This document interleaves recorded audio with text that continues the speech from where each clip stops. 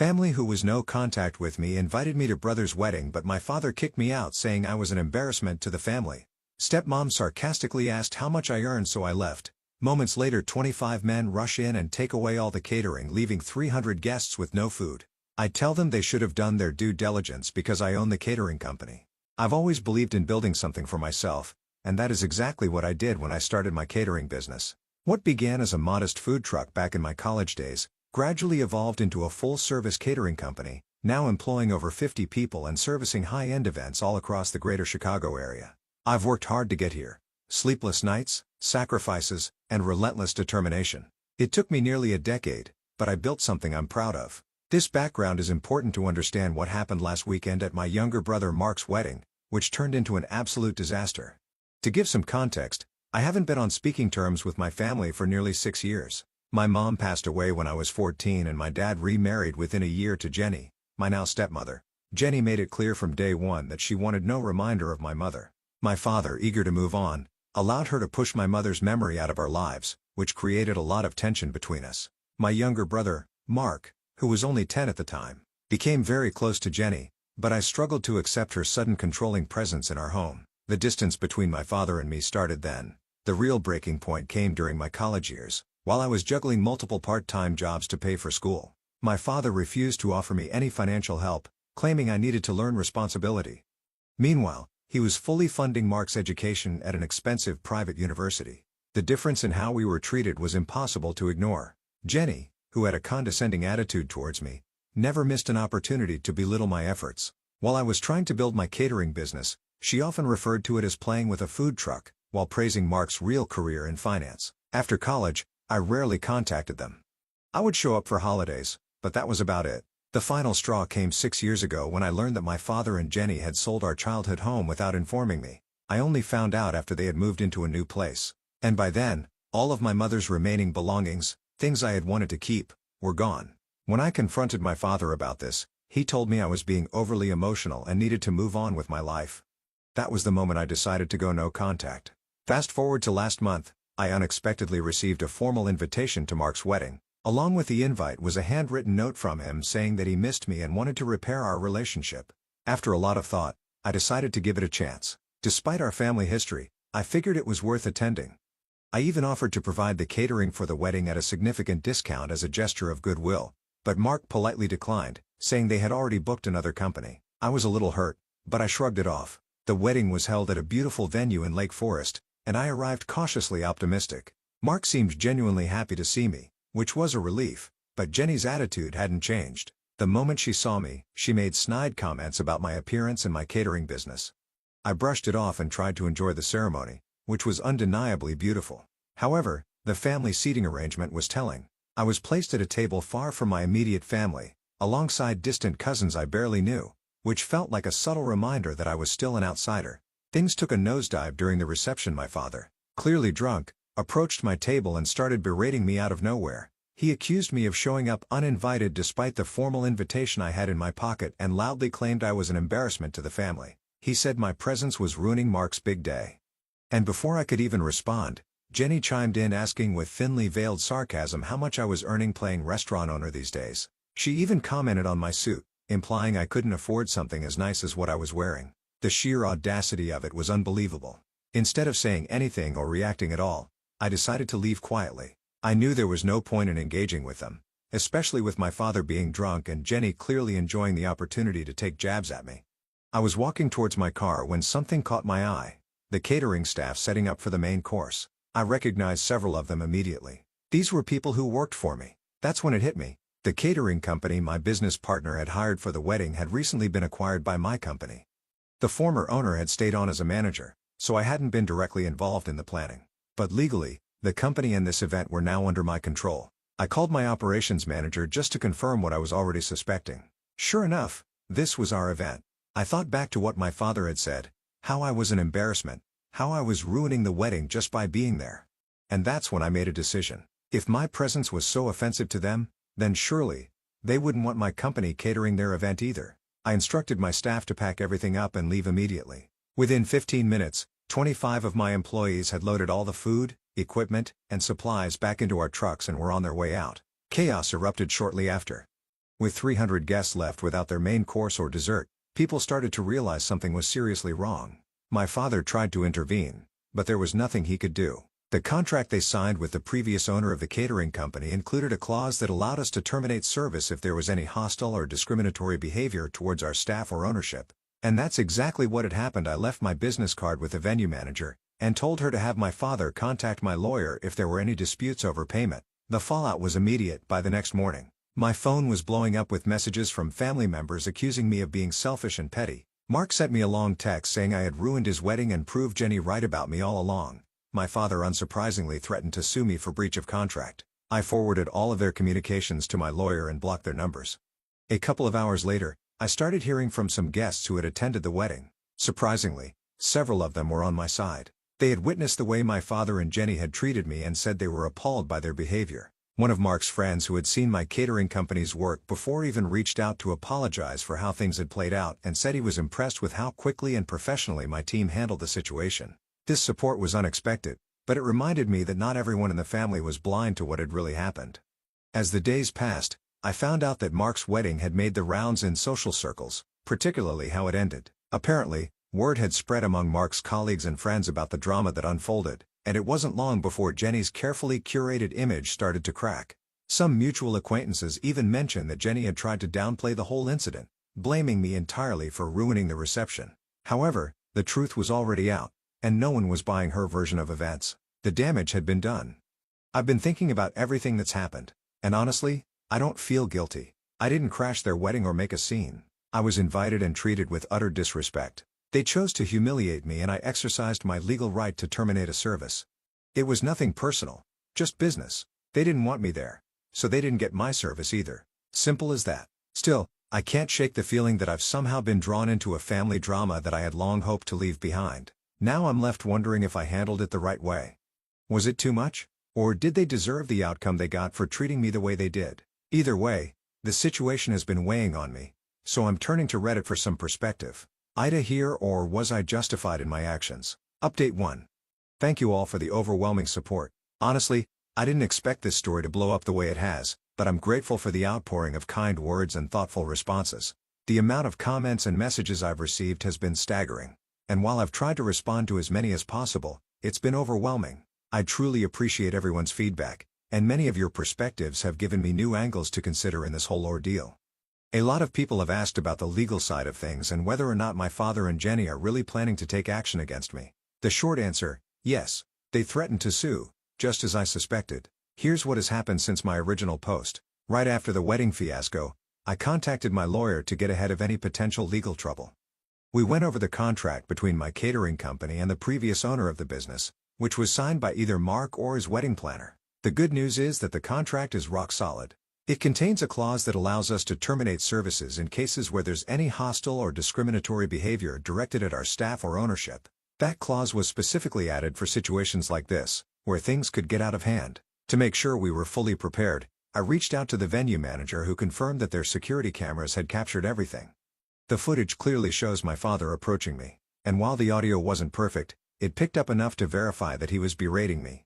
Jenny's snide remarks were also caught on camera, making it clear that their behavior was hostile enough to justify the decision to stop catering the event. With this evidence in hand, I felt confident that my legal standing was solid. A few days after the wedding, my lawyer sent a formal letter to my father's attorney explaining the situation. We laid out the details, emphasizing that the contract allowed us to terminate services due to their hostile behavior. We even mentioned the video evidence and made it clear that we were more than willing to provide it if necessary. At first, I thought that would be the end of it, but, of course, I underestimated how stubborn and vengeful Jenny could be. Yesterday, my father's lawyer sent a response, demanding a full refund for the catering. They also threatened to sue for damages, claiming that by pulling the catering, I had ruined the wedding and caused irreparable harm. They were seeking compensation not only for the catering, but also for the disruption it caused to the entire event. Naturally, I wasn't about to cave into their demands. I wasn't going to pay them anything, especially since they were the ones who had created this mess in the first place. After discussing things with my lawyer, we decided to offer a counter-proposal. We're willing to refund 50% of the deposit, but only under 2 conditions. First, they have to sign a non-disclosure agreement, NDA, which means they can't talk about this situation publicly or leave negative reviews online. Second, They have to sign a release of claims which would prevent them from pursuing any further legal action against me or my company. We've sent the offer, and now we're just waiting for their response. Despite all this legal wrangling, Jenny has already tried to cause problems. The venue manager called me a few days ago to let me know that Jenny had been attempting to post negative reviews about my catering company online. In her reviews, she claimed that we had sabotaged the wedding and blown things out of proportion to make the family look bad. Thankfully, the venue manager was able to block her attempts, but it's still frustrating to deal with. My legal team is keeping a close eye on the situation. And if Jenny continues to spread false information, we'll treat it as defamation and escalate accordingly. Interestingly enough, the chaos of the wedding has led to some unexpected positives for my business. Several wedding guests have since reached out to compliment how my staff handled the situation and even expressed interest in hiring us for their own events. Some of them told me they were impressed by how quickly and professionally my team packed up and left. It's strange to think that a disaster like this could lead to new business opportunities, but that seems to be the silver lining in all this. As for my brother, Mark, he still hasn't contacted me directly, but he did send a message through one of our mutual cousins. In the message, Mark admitted that he felt guilty for not standing up for me during the wedding. He said that he didn't want to cause problems with our father and Jenny, which is why he stayed silent when things got ugly. He apologized and asked if we could meet to talk things over. I have mixed feelings about this. Part of me wants to give him a chance to explain, but another part of me feels like it's too late for that. For now, I'm going to hold off on any meetings until the legal situation is fully resolved. On a personal level, I've been reflecting a lot on everything that's happened. In some ways, I feel vindicated for standing up for myself. My family had treated me like an outsider for years, and I finally drew a line in the sand. Legally and professionally, I know I made the right decisions. But emotionally, this whole situation has been draining. It's hard not to feel a sense of loss, even though I've been estranged from my father and Jenny for years. Mark's wedding was supposed to be a celebration, and instead, it's become a legal battle and a source of family drama that I never wanted. The weight of it all is starting to sink in. I'm left wondering what the long-term consequences will be for my relationships with the rest of my family. Will things ever get back to normal? Can I ever repair my relationship with Mark, or is the damage too deep? I don't have answers to those questions yet, and it's going to take some time to figure it all out. For now, I'm focused on seeing how my father and Jenny respond to our offer. If they agree to the NDA and the release of claims, maybe we can all move on from this mess. If they refuse and decide to push forward with legal action, I'm prepared to defend myself and my company. No matter what happens, I'll make sure to update you all. Again, thank you for all your support and encouragement. It means a lot to me, especially during this chaotic and stressful time. Update 2. Since my last update, things have only gotten messier, but at least the legal side is now behind me. Before diving into that, let me backtrack a little to fill you in on something I recently learned. One of my business associates who had a working relationship with the wedding planner hired by Mark and Jenny gave me some additional insights into what went down before the wedding. Apparently, the chaos didn't just start with my arrival. It had been brewing for weeks. According to my associate, Jenny had been a nightmare to deal with from the beginning. She insisted on making several last-minute changes to the flower arrangements despite having already signed off on them. Not only that, but she went back and forth with the event planner over almost every detail. The wedding cake design was altered at least 3 times because Jenny couldn't make up her mind, and she even demanded a complete overhaul of the seating arrangement just days before the event. The event planner had to rearrange seating for over 300 guests more than once, which isn't just inconvenient. It's costly. On top of that, there were some serious tensions between Jenny and the venue staff. Jenny apparently made several condescending remarks about their level of professionalism, complaining that they weren't up to the standard she expected for such an upscale wedding. This was ironic considering the staff were some of the best in the business, and the venue was known for its top-notch service. Jenny also tried to get the band to play a different set list at the last minute even though Mark and his fiancée had personally chosen all the songs months in advance. It was one of those classic situations where Jenny had her hands in everything, making the planning process a nightmare for everyone involved. My associate told me that there were some moments leading up to the wedding where it looked like the event planner was on the verge of quitting because of Jenny's constant meddling and impossible demands. But being the professional she is, the planner stuck it out despite the emotional toll Jenny's behavior was taking on the entire team. When my associate told me this, I couldn't help but feel a little vindicated. The stress and confusion I'd felt at the wedding reception were clearly just the tip of the iceberg compared to what the vendors had been dealing with in the weeks leading up to it. Now back to the legal matters. Yesterday, my father's lawyer finally contacted us, and they've agreed to accept our settlement offer. After what I assume was a long discussion between my father, Jenny, and their legal team, they decided to take the partial refund and sign the non-disclosure agreement, NDA. This morning, They signed all the necessary documents and we processed the refund, 50% of their deposit minus the costs already incurred for the food, staff, and travel. With that, the legal dispute has been resolved. The lawyer's letter was formal, and they didn't bother to include any sort of apology or acknowledgement of what really happened, but I wasn't expecting one. The important thing is that they agreed to the settlement, and I won't have to worry about any further legal repercussions from them. However, while the legal matter may be over, the personal fallout is still ongoing, and it's only getting worse. One of the more disturbing developments is that Jenny has been actively trying to undermine my business since the wedding. She's been calling several of my employees trying to fish for information about how my company operates. Thankfully, my staff are loyal and know better than to engage with her, especially considering the circumstances. We've instructed all employees to direct any and all communications from my family straight to our legal department, but it doesn't stop there.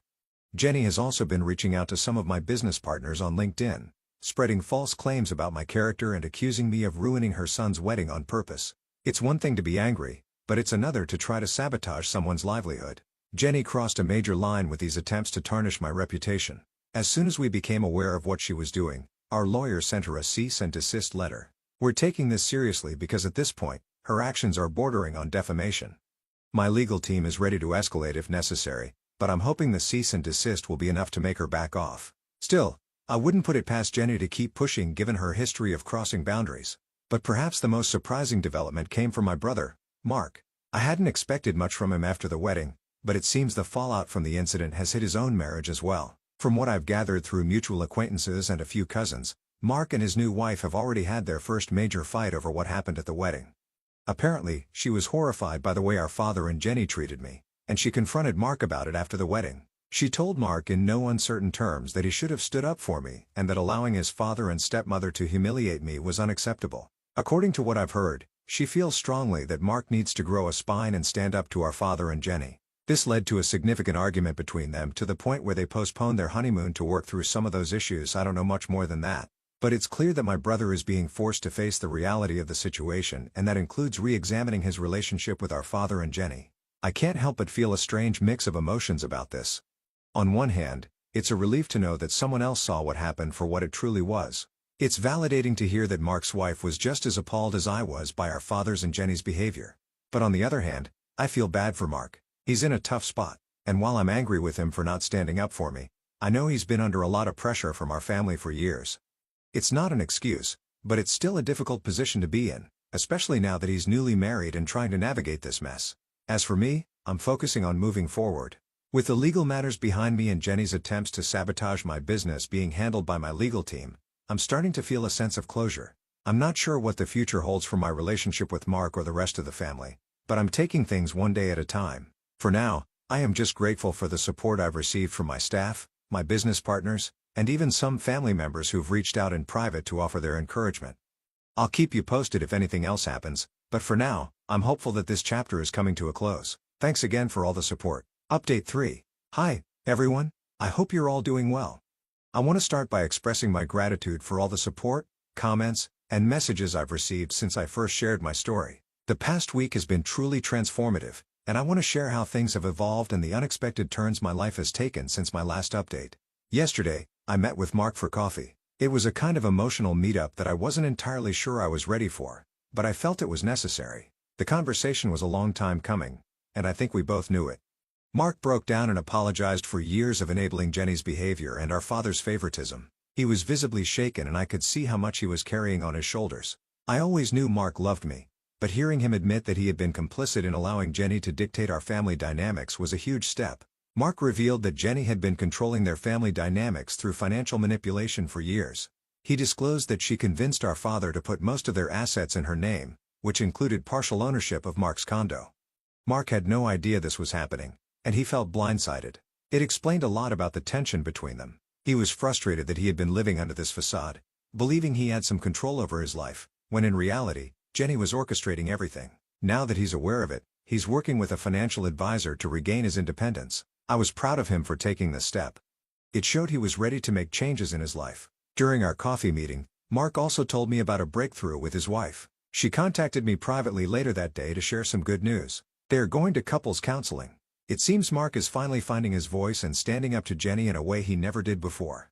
They are actively looking for a new condo, one that will be solely in their names. not tied to Jenny in any way. This was a huge relief to hear. It sounds like they're setting boundaries and taking back control over their lives, which is a journey I hope continues for both of them. Additionally, Mark's wife mentioned that they're planning a small vow renewal ceremony in a few months. This ceremony will have different in-laws seated at the family table, meaning they're taking active steps to redefine what family looks like for them. Hearing this warmed my heart. It seems they are committed to building a new family narrative that doesn't include the toxicity that Jenny and my father have brought into our lives. As for Jenny and my father, they've surprisingly gone quiet since signing the NDA. Through some mutual acquaintances, I've learned that they are facing social consequences in their country club circle. Apparently, they had been telling a very different version of our family story to their friends, painting me as the villain. Now it seems that people are starting to question their narrative, and the consequences of their actions are catching up to them. It's strange to think that the social standing they valued so much is now in jeopardy because of their own behavior. The entire experience has taught me a lot about the importance of setting boundaries with toxic family members. Sometimes the hardest decisions, like maintaining those boundaries or standing up for your principles, are the right ones. Even when they cause short-term chaos, I've come to realize that standing firm in my truth, despite the backlash, has led to unexpected growth and healing in other relationships. I'm grateful for the community support. Many of you have reached out to share your own experiences with toxic family dynamics, and it's comforting to know I'm not alone in this. I hope my story can help others facing similar situations. I've realized that life is too short for toxic relationships, but it's never too late for genuine reconciliation with those who are truly sorry. Looking ahead, I plan to maintain my boundaries with Jenny and my father. They've shown me who they truly are, and I have no desire to re-enter that dynamic. However, I'm cautiously optimistic about rebuilding relationships with Mark and other family members who are willing to interact respectfully. I think there's a chance for us to reconnect, especially since Mark is now aware of the need for healthier boundaries. As for my business, things are going better than I could have anticipated. In the wake of the wedding incident, I received several inquiries from potential clients who were impressed with the chaos. Our reputation has actually strengthened in local community, and we're experiencing a surge in bookings as a result. It feels rewarding to know that my hard work over the years is paying off and that I'm being recognized for the dedication I've put into my company. I also took the time to meet with my employees to discuss the incident. I wanted to ensure they felt supported and acknowledged for their professionalism during a challenging event. The feedback from them was heartwarming. Many expressed their appreciation for the strong company culture we built together, which made me feel proud as a leader. It reinforced my belief in the importance of treating employees well and fostering a positive workplace environment. To those who asked about future family events, I'll continue to maintain my boundaries with Jenny and my father, but I'm excited to explore the possibility of re-establishing connections with Mark and other family members ready to interact respectfully. It's a fine line to walk, but I'm hopeful. Life is too short for toxic relationships, and I want to focus on the positive connections that bring joy and support into my life. Thank you all for your unwavering support, awards and kind messages.